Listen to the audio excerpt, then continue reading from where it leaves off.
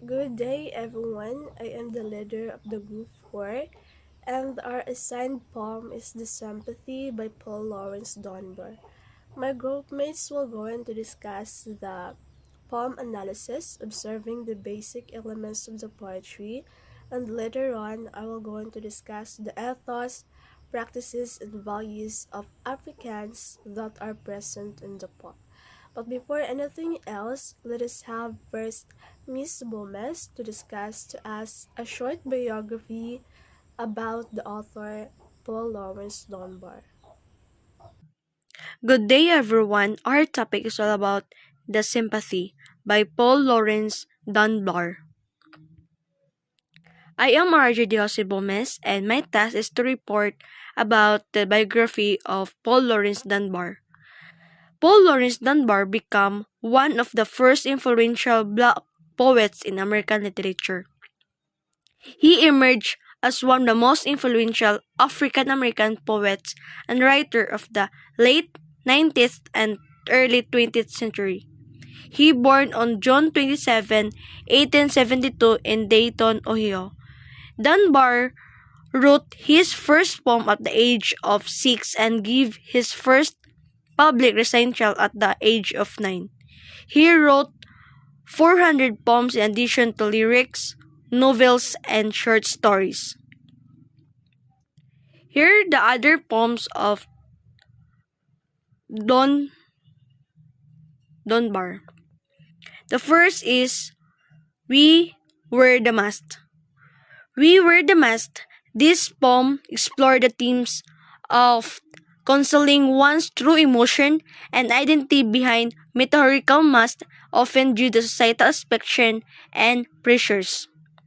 The next is Life Tragedy. Life Tragedy reflects on the hardest and sorrows of life, emphasizing an inevitability of suffering and tragedy as part of human experience. The next is A Golden Day.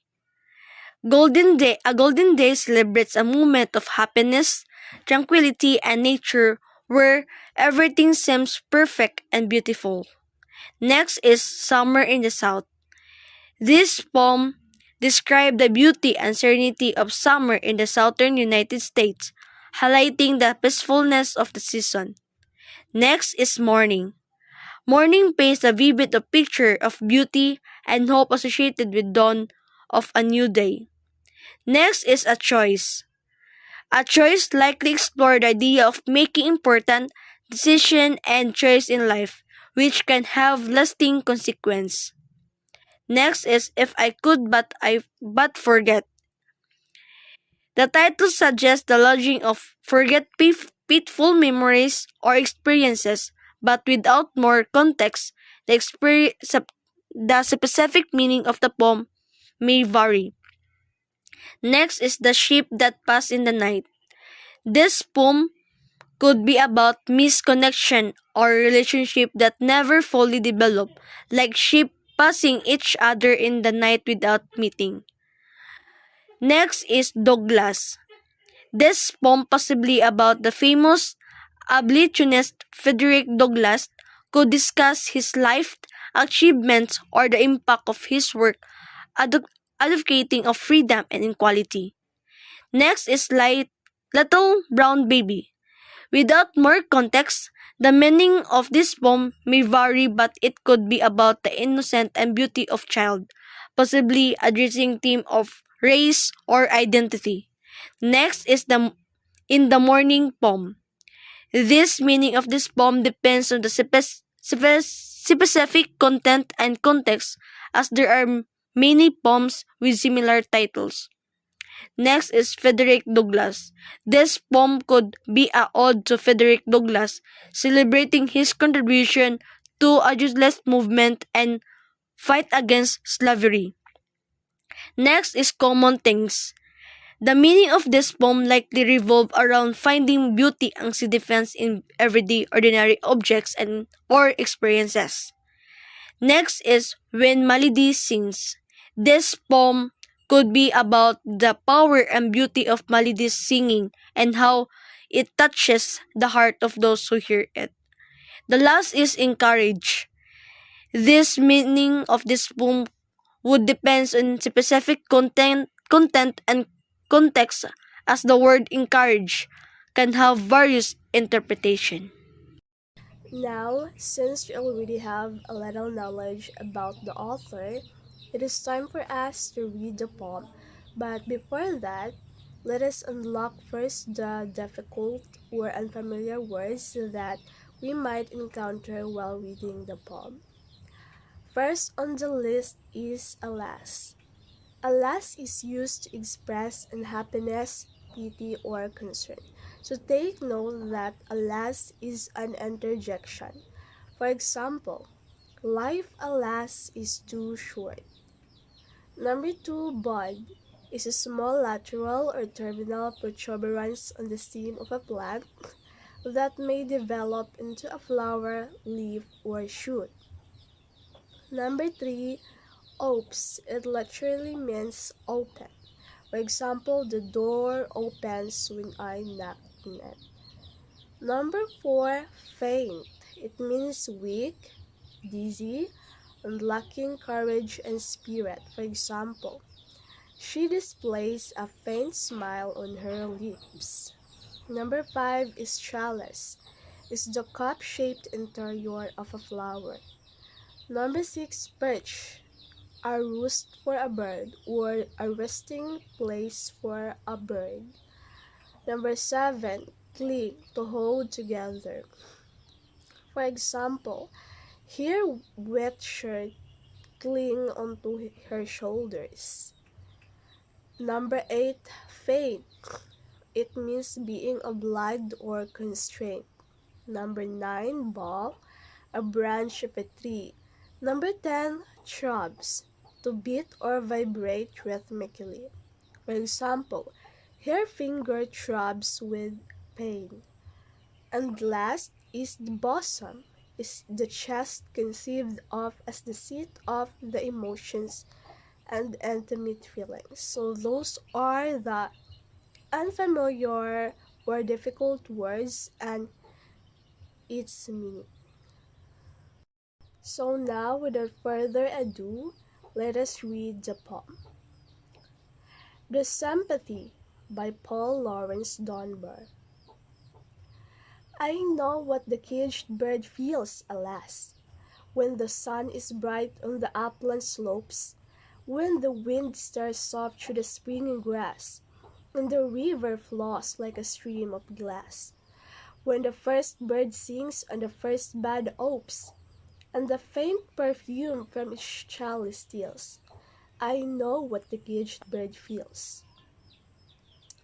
I know where the caged bird beats his wing, till its blood is red on the cruel bars, for he must fly back to his perch and cling, when he fain would be on the bough I swing, and a pain still throbs in the old scars, and they pulse again with a keener sting. I know why he beats his wing. I know why the caged bird sings, and when his wing is bruised and his bosom sore, when he beats his bars and he would be free. It is not a carol of joy or glee, but a prayer that he sends from his heart's deep core, but a plea that upward to heaven he flings. I know why the caged bird sings. Good day. I'm Janik F. Carson, and this is the basic elements of poetry. So the first one is meter. So what do you mean by meter? So meter, it describes the rhythm of pattern of beats in a line of poetry. So the Samphati is a lyric poem written in iambic tetrameter composed of three stanzas. So what do you mean by iambic tetrameter? So iambic tetrameter is the line of poetry with four beats of one stressed syllable followed by stressed syllable.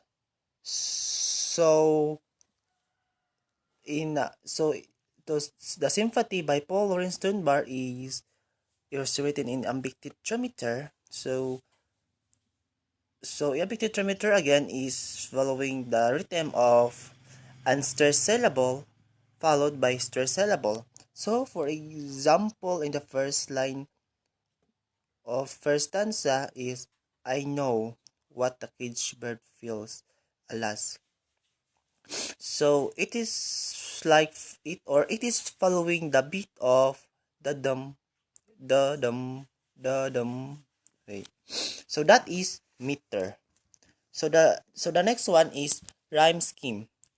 The poem has a loose rhyme scheme. The first and the third stanzas have a rhyme scheme of A B A B C C. The second stanza features a slightly altered rhyme scheme A B A B A. This scheme does not follow a specific order, but Dunbar used slant rhymes in a few lines to create a lyrical effect. So rhyme scheme is the pattern of rhymes at the end of each line of the poem. So the rhyme scheme of Paul Lawrence Dunbar in the first stanza and the third stanza has the rhyme scheme of A B A C C. The second stanza or A B B C C. So rhyme scheme again, it is the rhythm at the line of each at the end of each line. So here is the example. So as you have seen in the red letters, so the B A B C C. So that is having the same pattern or the same rhyme on every end of the line. So I will read the letters A. The letter A, alas, grass, glass. So the letter B, slopes, grass, oaks, and the letter C, steals, fields. So as you have heard that the end of every line of each line is having the same rhyme. So that is we call rhyme scheme. In that.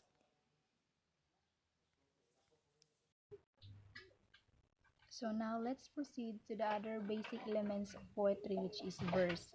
Verse is written in the form of a traditional sonnet. A sonnet is a 14-line poem that adheres to a specific rhyme scheme and meter. So,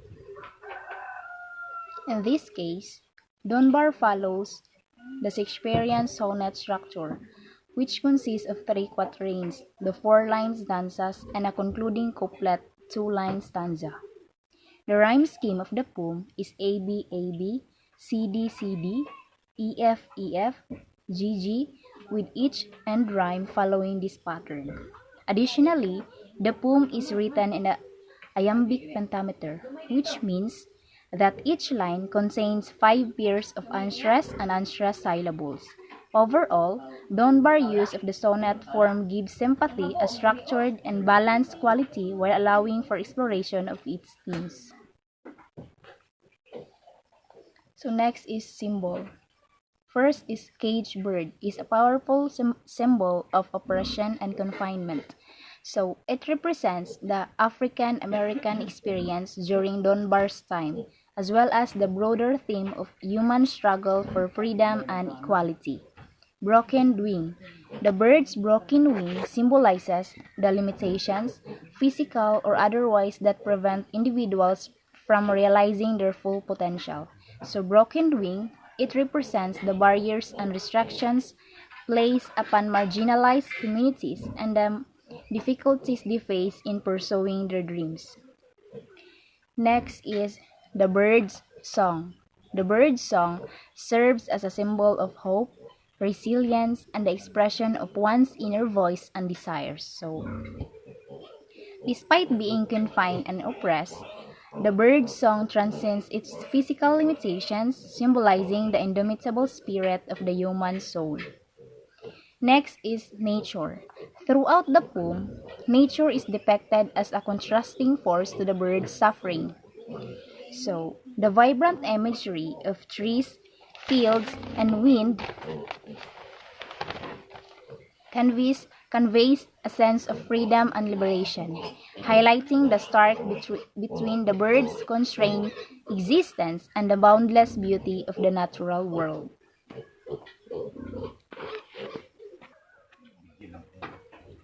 These symbols work together to emphasize the themes of oppression, resilience, and a desire for freedom found in the poem Sympathy. They provide deeper layers of meaning and encourage readers to reflect on the experiences of those who have been marginalized and the struggles they face in breaking free from the social constraints. Morning everyone, my name is Darin Jean Husta, and since we are done discussing with the symbol, let us now move on to the storyline of the poem Sympathy. So the poem Sympathy describes the terrible experience of being a bird stuck in a cage. The bird in this poem flaps its wings and sings, but not because it's happy. It flaps its wings and sings because it's, well, miserable. So from the word sympathy, sympathy, it is the feelings of concern or compassion resulting from an awareness of the sufferings or the sorrow of another. So from the poem Sympathy, imagine that you are that little birdie stuck in a cage alone. No flying, no hanging out with your bird buddies, and you couldn't build a little nest or watch your own egg to hatch. What do you feel? Is it sad, right? It's kind of like being locked up in a cage or locked up in a prison cell. Well, Paul Laurence Dunbar's Sympathy is a poem that describes the terrible experience of being a bird stuck in a cage. The bird in this poem flaps its wings and sings, as I said earlier, but not because it's happy. But, well, it flaps its wings and sings because it's miserable. So, we think that why we might ask that Paul Laurence Dunbar bothering to write a poem about a bird stuck in a cage. So you see, this is a poem that's about more than a caged bird. It is a poem that lack of freedom. The speaker of the poem begins telling us that he knows how the caged bird feels, and then spends the resting of the poem describing how terrible its life is.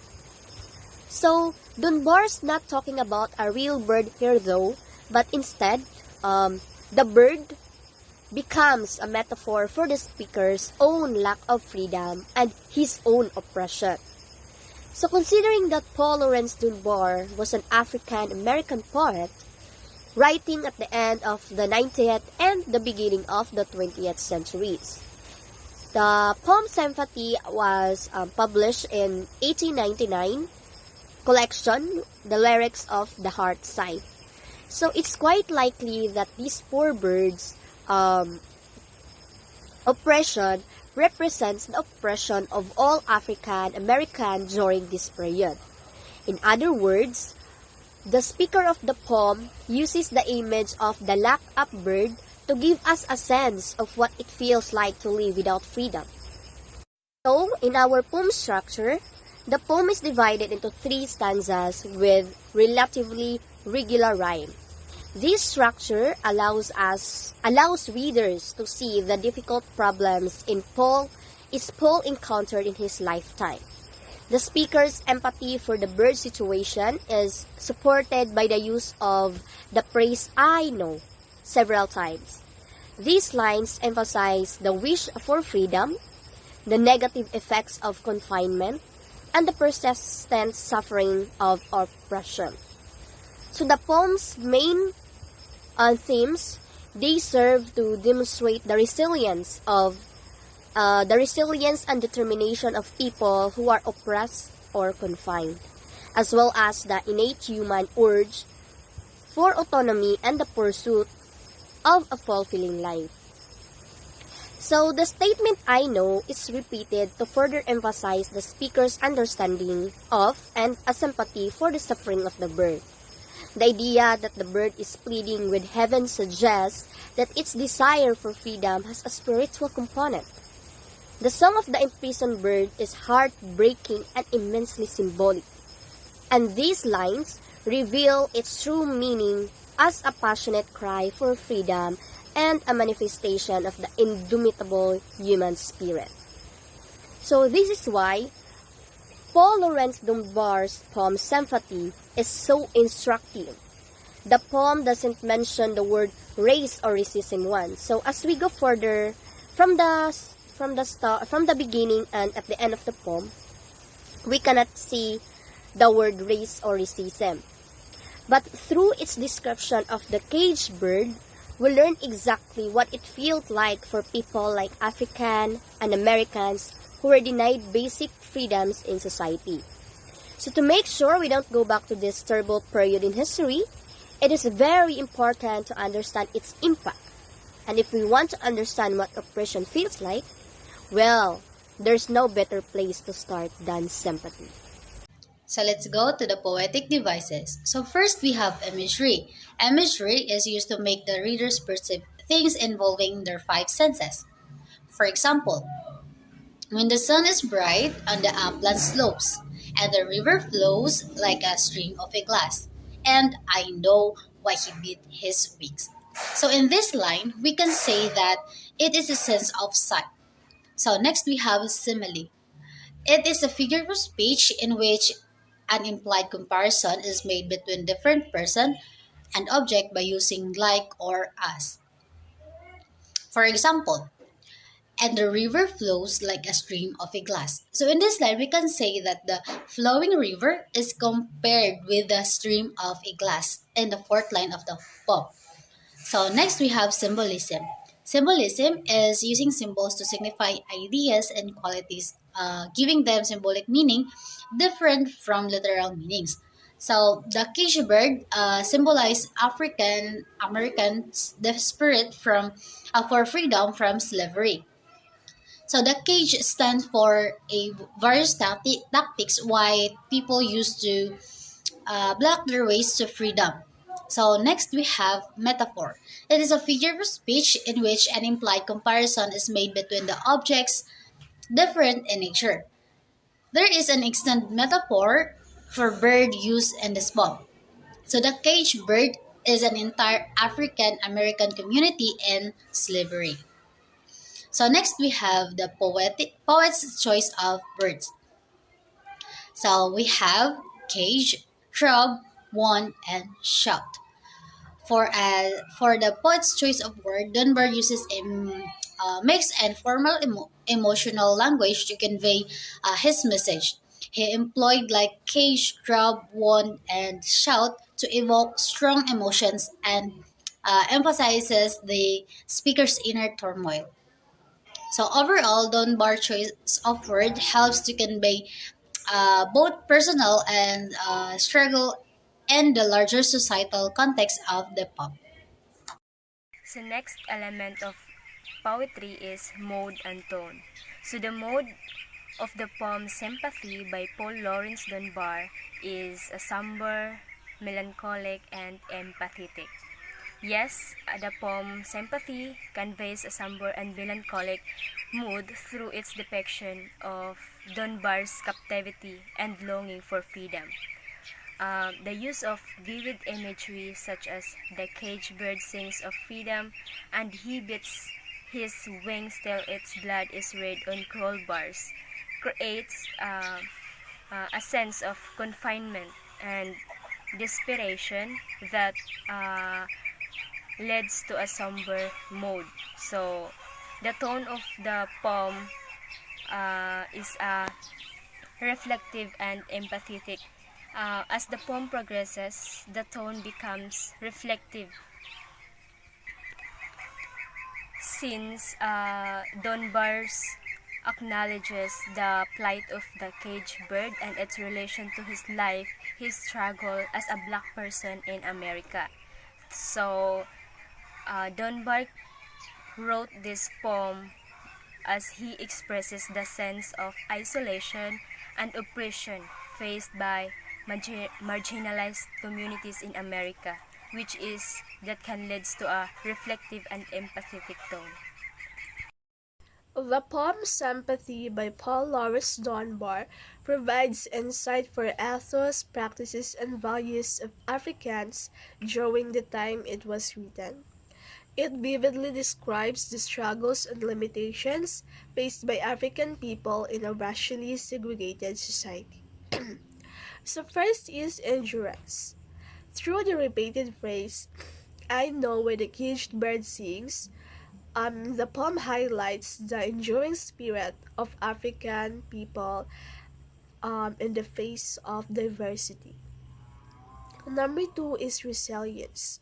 The poem showcases the resilience of African people despite the challenging circumstances they encountered.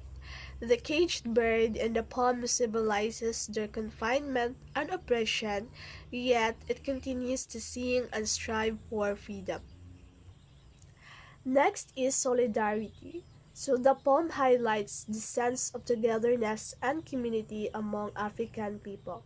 It acknowledges the shared experiences of oppression and the collective efforts to overcome it. The poet's identification of the bird's struggles demonstrates the unity and empathy within the African community. Next is desire for equality. The poem reflects a deep desire for equality among African people. The birds yearn to escape its cage. It signifies the longing for equal rights and opportunities. It speaks to the belief in the inherent worth and equal potential of all individuals regardless of race. Next is creativity. The poem emphasizes the creativity and artistic expression of African people. The bird singing is a metaphor of their ability to express themselves through music, poetry, and other forms of arts as a means of coping with their circumstances and inspiring change. Next is resistance. The poem embodies a spirit of resistance against oppression. The birds yearn to fly away and be free symbolizes the longing for freedom and liberations from the racial restrictions imposed on African people. They actively resist the oppressive systems and fight for their rights. And last is dignity. The poem speaks to the inherent dignity of African people. Even in confinement, the caged bird maintains a sense of self-worth and refuses to be silenced. This dignity is reflected in the perseverance and self-respect of African people in their pursuit of finding equality and justice. So these ethos, practices, and values portrayed in the poem Sympathy represent the strength, determination, and resilience of African people in the face of adversity. It also emphasizes their yearning for freedom, equality, and recognition for their inherent worth. So, and that brings us to an end. Thank you for listening, everyone. I hope you learned something from our video.